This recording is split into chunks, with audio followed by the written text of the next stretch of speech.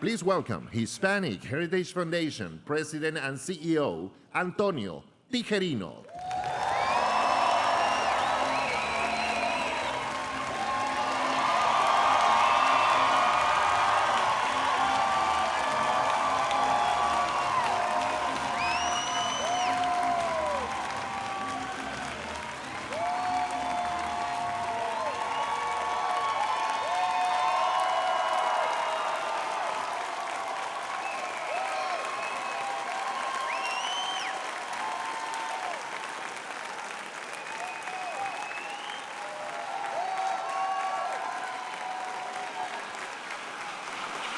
Good evening, everyone. Buenas noches. I'm not hiding.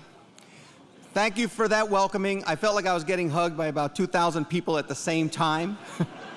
I needed it. Welcome to the 38th Annual Hispanic Heritage Awards at the historic Warner Theater.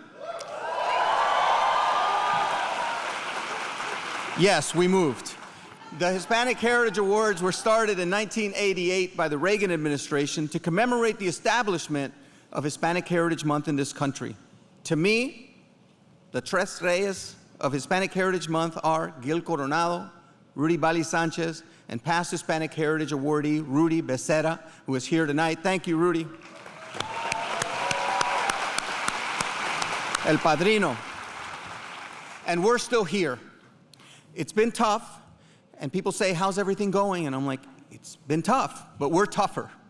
We are tougher.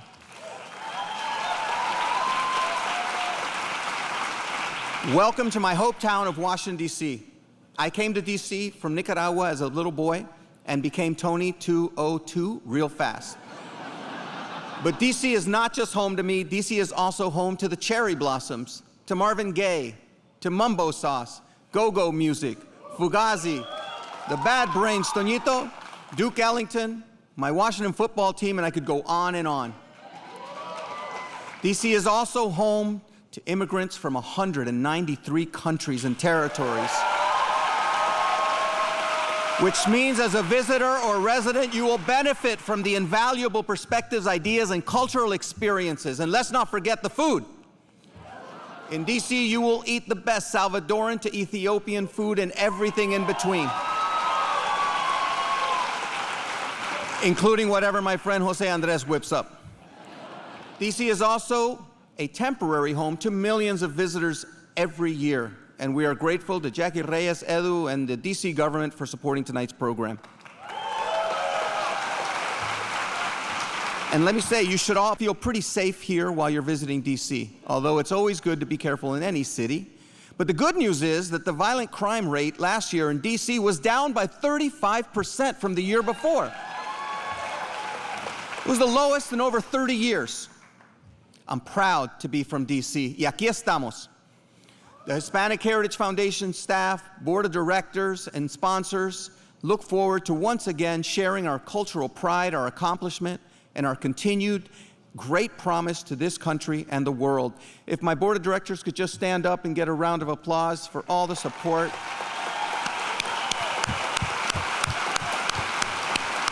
Look at them all.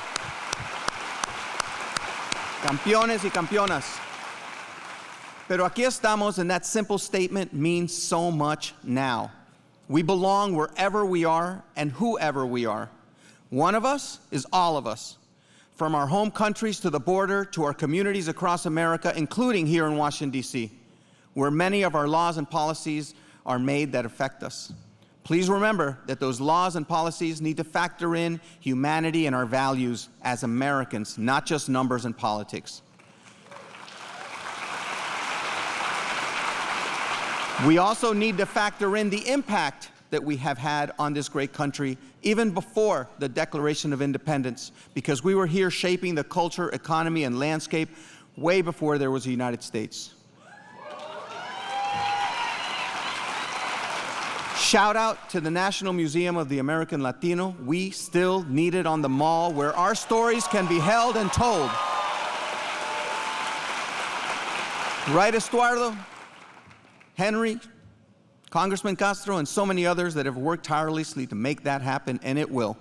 especially since next year is America's 250th anniversary under the leadership of my friend, Rosie Rios, who is here tonight, and we will pay tribute to the founding of this great nation.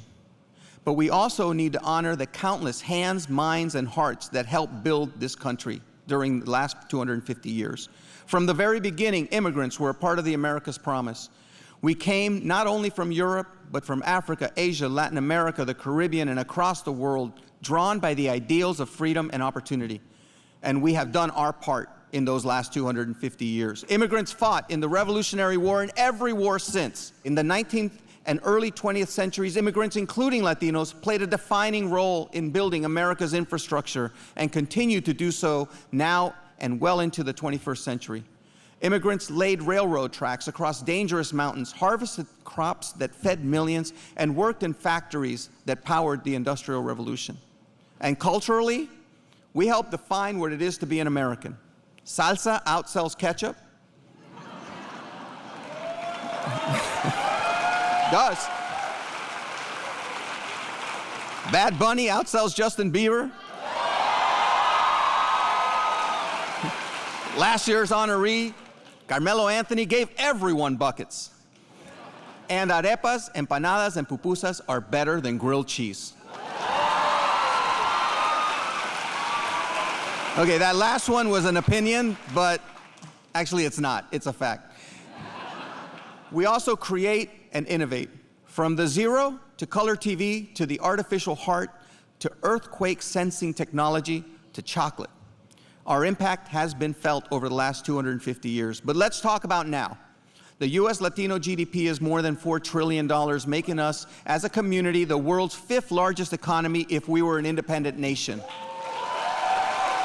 Right, Ana? That means Latinos in the U.S. are more economically powerful than India, France, the United Kingdom, Brazil, and Canada.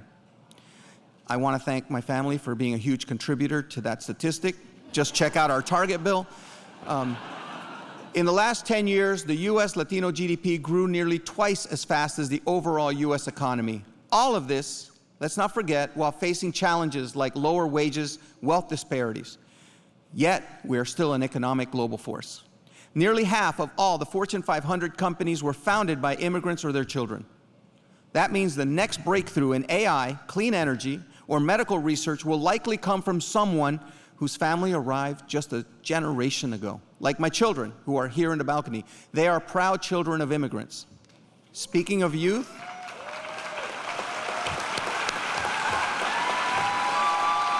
first generation, don't forget that. Speaking of youth, I want to look forward to the next 250 years. Because the next chapter of America's history will be written in large part by Latinos and immigrants. This past is to be celebrated and learned from, but the future is to be created and accelerated. And where do you want to invest as a country? Right here. Today, about 1 in 5 people in the United States is Latino, and over the next 25 years, that number will be 1 in 3. Get ready. Latinos are the youngest demographic in our country, with more than 30% being under 18 and a median age of just 30 compared to almost 40 for the general population. Did you know that the most populated age, not median, but the most populated age for Latinos in America is about 14. For the rest of America, it's 56. This means you can't be myopic with the Latino community. And at the Hispanic Heritage Foundation, we're not. We are looking straight ahead sin frenos. Our year-round mission focuses on impactful programs in education, workforce development, entrepreneurship, societal impact, and leadership to facilitate economic mobility, a value narrative, which we desperately need, and innovation. Because America needs Latinos to move forward at home and to compete globally. We have taught 100,000 students how to code. We are now teaching AI, cyber, and other skills to youth across the country. We execute skills-building programs that teach, credential, and place adult learners to make sure our community pivots as our country pivots to fill the needs and gaps in our workforce. 78% of all new jobs will be filled by a Latino over the next 5 years, and we need to make sure we're prepared for what's next. And we are. We founded the Loft Leadership Institute with Juan Sepulveda that has connected, prepared, and nurtured thousands of Latino youth to maximize their vision and brilliance. We are leveraging video gaming to engage and teach youth about STEM career paths, tech, and the environment. Our award-winning community charlas allow us to listen and react to community because our community leads us. It is not the other way around. We are focused on making sure mental health is a priority because it affects everything. Our Fritanga podcast highlights our stories and visions for a greater understanding and appreciation of our experiences or our differences and what binds us. And we are bound by a radiant culture that shines beyond our immediate community and to everyone that sees that light, whether it's a flicker or a raging brilliance. That glow of hope is critical for all of us, but especially for our most vulnerable communities. We are not helpless, and we are not being helpless because that literally means we have the ability, power, and responsibility to help.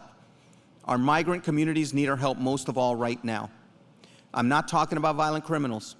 I'm talking about a critical part of our workforce that builds, creates, nourishes, innovates, and provides care for all of us. So far this year, of the migrants arrested, only 7% had violent crime convictions. That means the other 93% didn't. And 70% of people being detained had no criminal conviction at all. I'm talking about parents, children, and neighbors who contribute every day to our communities, pay billions in taxes, and their only crime is to want to provide a better life for their families and contribute to our great country.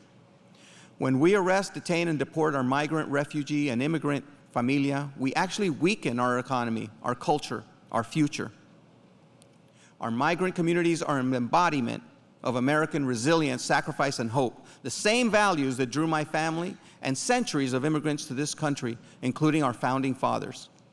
To lose them is a loss for all of us, and I'll say it again, every one of us is all of us. As my friend and past Hispanic Heritage Awardee, Sister Norma Pimentel said, may be transformed to agents of mercy, seeking to protect, defend, and uphold the dignity of all people. Sister Norma, can you please come out and give us a blessing?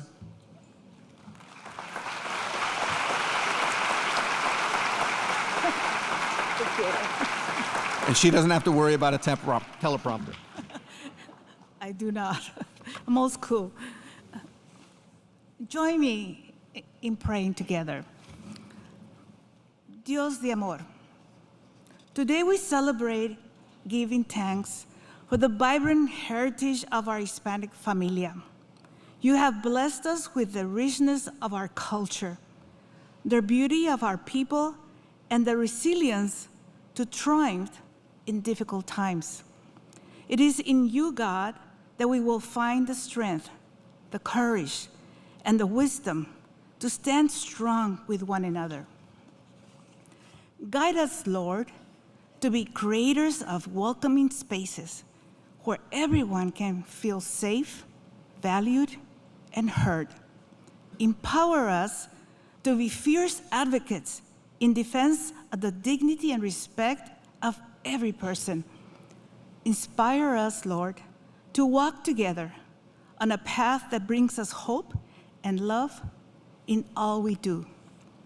Madrecita de Guadalupe, protégernos y confórtanos.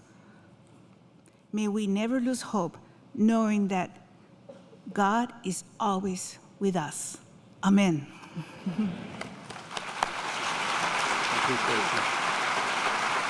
Thank you, sister. That is a luchadora with grace. And now I am thrilled to introduce the 2025 Hispanic Heritage Awardees, and it's an amazing group of cultural leaders. Let's start with Felicidades, Raul Alejandro, with the Award for Vision.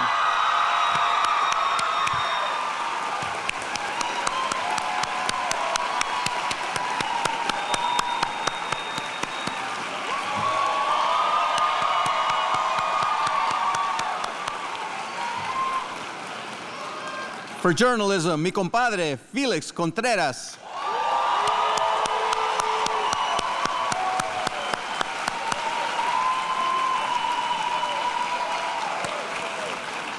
For the arts and so much more, Chich Marin.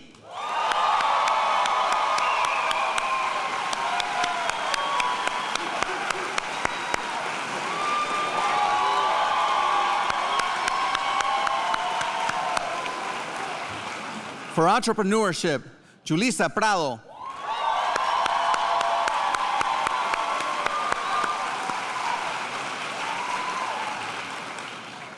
It's like advertising her product just with the hair. For legend, Gloria Trevi.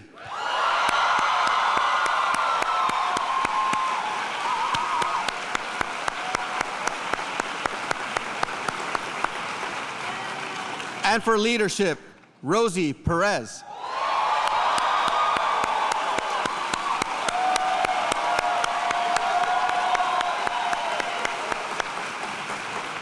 The ceremony will be hosted by actress and producer Mayan Lopez, and we will feature musical performances by our honoree, Gloria Trevi, singers Daime Arocena, Danny Lux, Lisa Yo, and we have right now. We will also bring to the stage presentations by past Hispanic Heritage Awardee Evie Queen,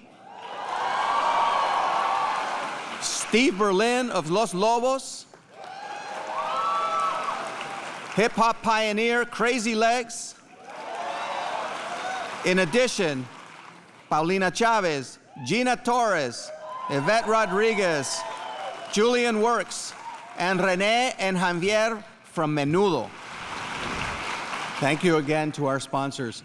I'm just taking a point of privilege. I want to take a moment to remember my papi, Jose Antonio Tijerino, who passed away, and mi gran amigo, Fernando Barrueta, and many others in our lives who will live on in our hearts.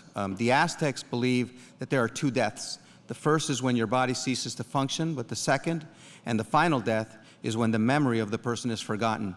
So let's keep those memories of those we love alive.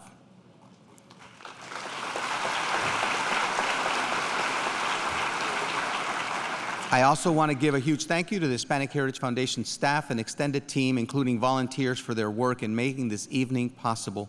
It's what we do all year round, and they make it possible. Tonight is more than a celebration. We need it to be a moment to unify and energize in the work that we all do in our own way. Connor and the team have a special evening planned, and thank you to the American Pops Orchestra, led by Maestro Luke Frazier, that will be playing all night in every style you could imagine. Please know that playing with the orchestra are the Hispanic Heritage Awards Orchestral Fellows, which was the vision of Luke and features young musicians from across Latin America that are sitting in with them and will be on the TV show. Speaking of TV show, don't forget to watch tonight's ceremony on PBS on Friday, September 26th at 9 p.m. Eastern Time. And the broadcast will be available to stream on pbs.org and PBS app. We appreciate you, PBS. Like I said, it's not just about this theater, it's about the entire country and the entire world, and we need that narrative out there. We need to tell our own stories. Please take a moment to visit our website at hispanicheritage.org, and please invest in our work through a donation. We need your help to be able to continue to help our community and our country. With that, thank you for joining us. Enjoy the program. Prepare to be inspired.